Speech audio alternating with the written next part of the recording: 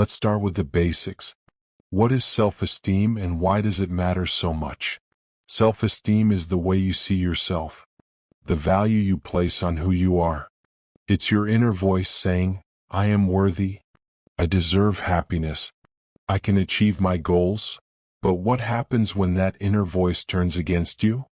When it whispers, I'm not good enough, I'll never make it. The truth is, self-esteem is like the foundation of a house. If the foundation is strong, the house can stand tall, even in the toughest storms. But if the foundation is weak, even a small breeze can cause it to crumble. Think about how self-esteem influences your life. It affects the decisions you make, the risks you're willing to take, and the relationships you build. Low self-esteem doesn't just stay inside your head, it shows up in your actions. It can hold you back from pursuing your dreams, make you settle for less than you deserve, and even affect your mental health. So today, as we dive into this topic, I want you to ask yourself a question. How do I really see myself? Not how others see you, not what society expects, but how you see you. Because understanding where you stand is the first step. And together we're going to take that step.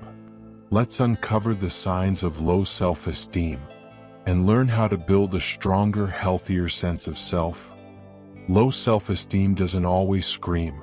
Sometimes it whispers. It hides in our everyday actions, in the choices we make, and in the things we avoid. Let's talk about some of these silent signs. The first is avoidance behavior. Have you ever avoided trying something new because you were scared to fail?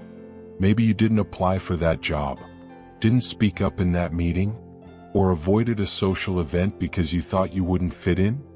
That fear of failure, that hesitation, often stems from low self-esteem. It's the belief that you're not capable enough, or that others will judge you if you fail. Then there's constant self-doubt and negative self-talk. You hear it in your mind. Why did I say that? I'll never be good enough. I'm so stupid. These thoughts become a broken record playing over and over in your head. They make you question yourself at every turn, even when you're doing well. Another sign is the struggle with boundaries.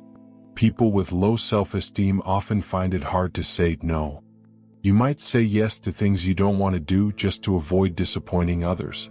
You might overextend yourself trying to please everyone, but deep down you feel resentful, exhausted, and invisible. There's also over-apologizing. Have you ever caught yourself saying sorry for things that aren't even your fault? Maybe you bump into someone and you apologize. Maybe someone else makes a mistake and you still feel the need to say sorry. This constant apologizing can be a sign that you don't feel deserving of taking up space. And lastly, there's the fear of criticism or rejection. Maybe you avoid feedback because it feels like an attack on your worth, or you hold back from sharing your ideas because you're scared of being judged. This fear can keep you stuck in your comfort zone, afraid to take risks or stand out. These signs might feel familiar. Maybe you see yourself in one or two of them, maybe in all of them. But here's the thing, recognizing these signs is a step forward, because when you know what's holding you back, you can start to change it. Low self-esteem doesn't come out of nowhere. It has roots, deep ones, and understanding where it comes from can help us untangle it. One common cause is early childhood experiences. Maybe you grew up in an environment where love and approval felt conditional. You were praised only when you achieved something, criticized when you fell short, or maybe you experienced neglect, bullying, or rejection that left lasting scars. Then there's social comparison. In today's world, we're constantly bombarded by images of perfection on social media. Perfect bodies, perfect relationships, perfect lives. And even though we know these images are filtered and curated, it's hard not to compare ourselves, to feel like we're falling short. Another root cause is toxic relationships or environments. If you've been in a relationship where someone belittled you, controlled you, or made you feel less than, it can deeply affect how you see yourself. Toxic friendships, workplaces, or even family dynamics can chip away at your confidence over time. Understanding these roots isn't about blaming others or dwelling on the past. It's about gaining insight. It's about saying, this is where it started, but it doesn't have to stay this way. Because no matter where it began, you have the power to rewrite the story. So how do we break the cycle of low self-esteem? How do we stop the spiral and start building ourselves up? The first step is recognizing the patterns. Pay attention to your thoughts. Are they kind? Or are they harsh and critical?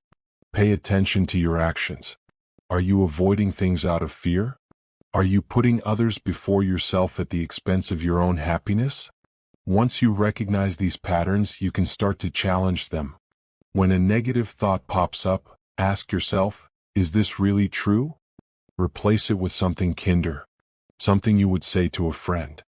Next, practice self-compassion and forgiveness. We're often our own worst critics. But what if you gave yourself the same grace you give others?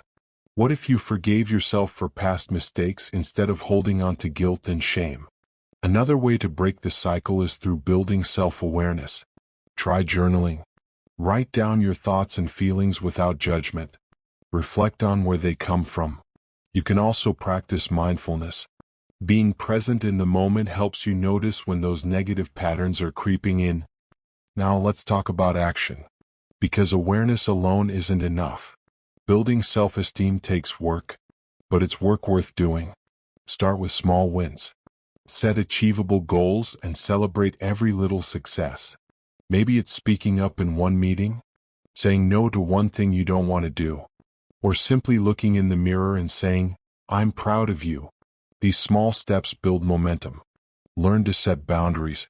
Saying no isn't selfish. It's necessary. Practice prioritizing your own needs. And remember, when you say no to something that doesn't serve you, you're saying yes to something that does. Practice affirmations. It might feel silly at first, but words are powerful. Write down positive statements about yourself and repeat them daily. I am capable. I am worthy. I deserve happiness. Over time, these affirmations can help rewire your brain. And finally, surround yourself with supportive people.